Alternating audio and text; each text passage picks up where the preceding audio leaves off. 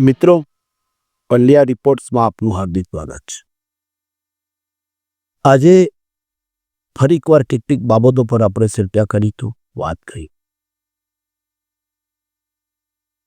પ્રથમ મુદ્દો એક હૃદયદ્રાવક અને કરુણ ઘટનાનો છે, જે વડોદરા જિલ્લાના પાદરા તાલુકાના ગંભીરા ગામ પર મહી નદી પર પાદરા અને અમુક વિસ્તારોને જોડતો આણંદ ખાતેનો જોડતો મહી નદીનો બ્રિજ ને એક ભાગ તૂટી જઈ નદીથી નીકળી પડ્યો.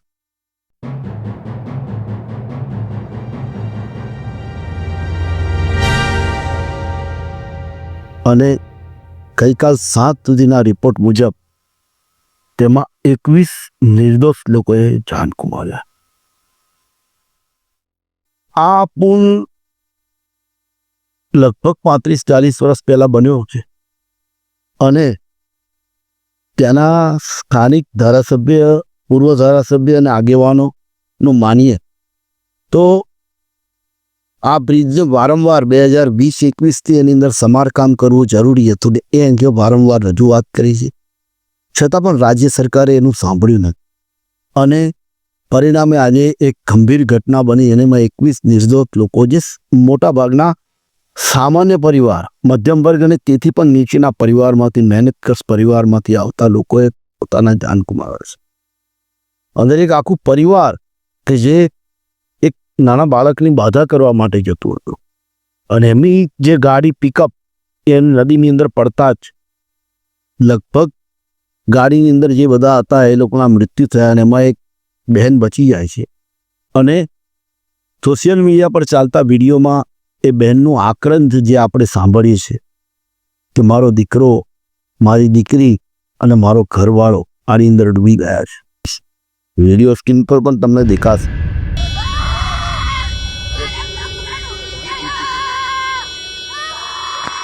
માછી આવે છે, આવે આપણે આપણું હૃદય હચમચી જાય આવી ઘટનાઓથી. આવી ઘટનાઓ થવાનું પાછળનું કારણ તો 30 વર્ષથી ગુજરાતની અંદર જે સરકારનું શાસન છે, મોટાભાગે ભય, ભૂખ અને ભ્રષ્ટાચાર વિનાના શાસનના વાદથી સત્તા પર આવેલી ભારતીય જનતા પાર્ટીના શાસનની અંદર ફક્ત વાતો, ભય સાથે ભ્રષ્ટાચાર. તમે મનરેગાની બાબત હોય, નલ સે જલની બાબત હોય, આજે ઘણા બધા જિલ્લાઓમાં કરોડો રૂપિયાનો ભ્રષ્ટાચાર થયો. એટલે કહેવાનો મતલબ એ કે કોઈ રજૂઆત તેની સાંભળવાની નહીં. પાદરાના ધારાસભ્ય, પૂર્વ ધારાસભ્ય ભાઈ શ્રી જસપાલસિંહ પડિયારે એવું કહ્યું હતું કે કદાચ હું કોંગ્રેસનો ધારાસભ્ય છું ને આપ લોકો મારી વાત એટલે ના સાંભળતા હોવ તો હું રાજીનામું આપી દઉં, પણ આ પુલ રિપેર કરો. ઘટના બની ગઈ. સરકારી અધિકારી એના હતા આરએનબીના, એને જાણવા મળ્યા મુજબ એવું પણ કહ્યું હતું કે આ બ્રિજની અંદર કોઈ એવી ગંભીર સમસ્યા નથી, એવો રિપોર્ટ આપ્યો હતો. એમને સસ્પેન્ડ કરવામાં આવ્યા હતી. શું થશે હવે આ બધું કરવા? અને એવી જ રીતે પંચમહાલને ખેડા સાથે જોડતો સેવાલિયાનો બ્રિજ, જે ઘણા સમયથી એને પણ એની માટે પણ રજૂઆતો આવતી હતી. 3-4 વાર એ બ્રિજ પર ગાબડા પડ્યા છે, જે નીચેની નદી પણ આપણે જોઈ શકીએ એવા ગાબડા. એને રિપેરિંગ કરવામાં આવ્યું હતું. એ બ્રિજને બને આજે લગભગ મારી ગણતરી મુજબ 1955-56માં એ પુલ બન્યો હતો. વિચાર કરો તમે કે એ બ્રિજ ખરેખર ક્ષતિગ્રસ્ત ના કહેવાય, એ બ્રિજનું આયુષ્ય જ પૂરું થઈ ગયું કહેવાય. હવે આ બધી ઘટના, પાદરાની ઘટનાથી સરકાર જાગી, સફારી જાગી તંત્ર, અને સાંજે ને સાંજે મહીસાગરનો સેવાલિયાનો બ્રિજ વાહન વ્યવહાર માટે બંધ કરીને મેન્ટેનન્સ, રિપેરિંગ માટે મૂકી દીધો. એવી રીતે અમારો રતનપુર પાસેનો કુંડ નદીનો બ્રિજ, ઘણા બધા રાજ્યમાં લગભગ 5-7-8 બ્રિજ એવા છે કે જે લોકોએ તાત્કાલિક રિપેરિંગ, વાહન વ્યવહાર બંધ કરીને મૂકી દીધો. આમ વાત ફક્ત મહીસાગરના બ્રિજની તો કરીએ તો અત્યારે જે પરિસ્થિતિમાં એનું રિપેરિંગ કરવાનું કહ્યું છે, એ રિપેરિંગ તો ખરેખર જો કરવા જાય તો એની પાછળ એવું જ કહેવાય કે કોઈ ઘરડા માજી હોય ને એમને બ્યુટી પાર્લરમાં લઈ જાય અને શાક શણગાર કરીને એમને બેસાડી દેવાના, એવી હાલત છે. તો કહેવાનો મતલબ કે તમે 7 સલજાર કરશો તો બ્રિજ સારો લાગશે, પણ એ ટકાઉ કેટલો બનશે એ આ કરો. ગઈકાલે એક સારી બાબત પણ થઈ કે આપણો એક અમદાવાદ ચાલોદ હાઈવે જેટલી બિસ્માર હાલતમાં છે, 2-3 વ્યક્તિઓ અકસ્માતે મૃત્યુ પણ થયા રોડ પર. મોટા ને મોટા ખાડા છેક કતલાલ અને લાડવેલ ચોકડીથી છેક આમ તમે જોઈએ તો ગોધરા પાસે ટુવા સુધી એ રોડ પર મોટા મોટા ખાડા. ધન્યવાદ છે મહીસાગર જિલ્લાના કલેક્ટરશ્રીને કે એમને નોટિસ આપ્યા પછી ત્યાં સુધી એ રસ્તો યાતાયાત અને વાહન વ્યવહાર માટે પરફેક્ટ ન થાય ત્યાં સુધી રોજનો 500 રૂપિયા એજન્સીને દંડ કરે ઓથોરિટી. આ બહુ જ પ્રશંસનીય કામ કરે. દરેક જિલ્લા કલેક્ટરો જો આ રીતે કામ કરે ને તો આ કોન્ટ્રાક્ટરો અને એજન્સીઓને અને ઓથોરિટી ખબર પડે કે કેટલા વિશેષ થાય. અને 500 રૂપિયા તો એમને ખાલી કર્યો છે દંડ, ખરેખર તો આ લોકોને રોજના 10,000 રૂપિયા દંડ કરવો જોઈએ. એટલો ટોલ ટેક્સ, એટલા વાહનો ક્યાંથી પસાર થાય છે, તગડી આવક છે આ લોકોની. એટલે ખરેખર આવું આ જ કરવું છે. પંચમહાલ જિલ્લામાં પણ નવા કલેક્ટર આવ્યા છે. એમણે ગઈકાલે જ મારી જાણ મુજબ ઘણા બધા બ્રિજોનું નિરીક્ષણ કર્યું અને રસ્તાઓ પણ રિપેર કરવા માટે કહ્યું છે અને ગઈકાલથી લગભગ ચાલુ પણ થઈ. પણ કેમ, વાય? 1 વર્ષની અંદર ડામરનો રોડ તૂટી જાય, 1 વર્ષની અંદર આરસીસી રોડ તૂટી જાય, એની પાછળના કારણો તો કોન્ટ્રાક્ટર અને તંત્ર બંનેની મિલીભગતથી જ આ થતું હોય. અને એમાં રેતી કેવી આવી, તમને એક વાત જાણીને નવાઈ લાગશે કે મારા પંચમહાલ જિલ્લાની અંદર મોરમ જે એકદમ હલકું વસ્તુ આવે, હલકું ખનિજ આવે, એની અંદરથી એને ધોઈને રેતી બનાવવાનો પ્રોસેસ ચાલી રહ્યો. ક્યાંક આપણા બ્રિજમાં, ક્યાંક આપણા રસ્તાના નિર્માણમાં, આરસીસી કામમાં, સરકારી કામમાં આવી રેતી તો નથી વપરાતી. એ ધોવાની જવાબદારી કોણ? આપણો સિમેન્ટ કેવો? બધાએ કહે છે કે ભાઈ અત્યારે સિમેન્ટ 53 ગ્રેડ કે ગમે તે ગ્રેડનો હોય, પણ એની અંદર તકલીફ આવે. તો આ બધું જોવાની જવાબદારી કોણ? સરકારની. ફક્ત વાહવાહી અને વાતો કરવાથી કશું નહીં થાય. અને આ તો તમે દર વખતે વિધાનસભામાં શાસક પક્ષના માણસો ઊભા થાય બોલવા, ત્યારે એક વાક્ય તો આવે, યશસ્વી વડાપ્રધાન નરેન્દ્ર મોદીજી, યશસ્વી વડાપ્રધાન નરેન્દ્ર મોદી.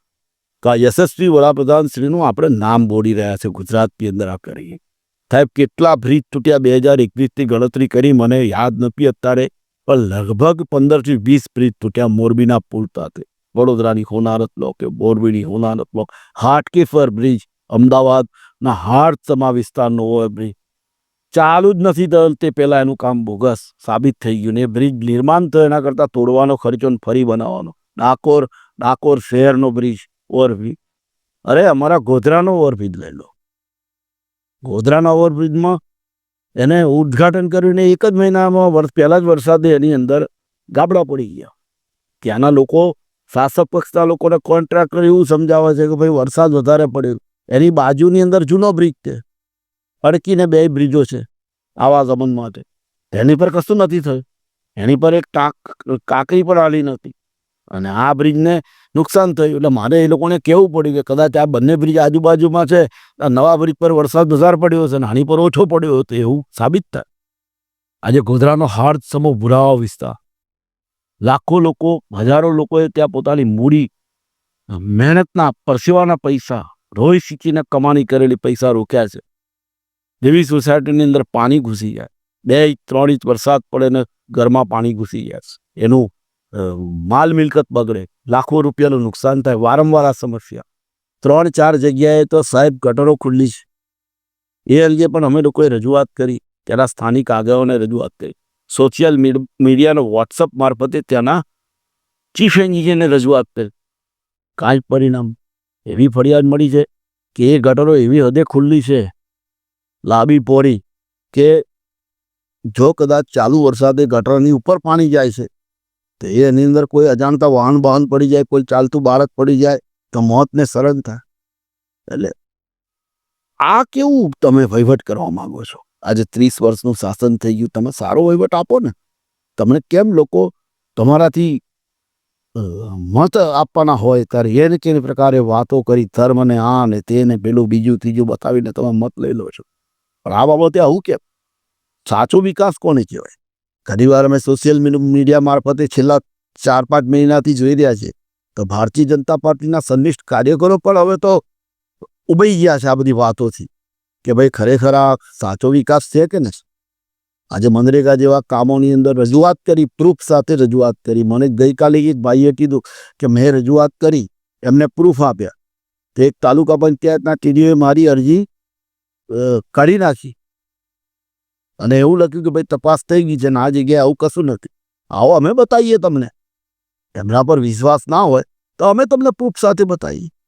એટલે આ પરિસ્થિતિમાંથી રાજ્યના લોકોને બહાર કાઢો. તમને ખોબલે ને ખોબલે મત આપે.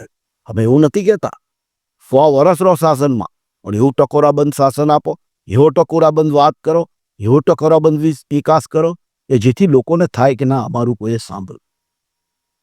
બીજી એક વાત છે, ગુજરાત સરકારનો પ્રાથમિક શિક્ષણની અંદર એક અભિગમ નવો ચાલુ કરી, બેરલેસ ડે.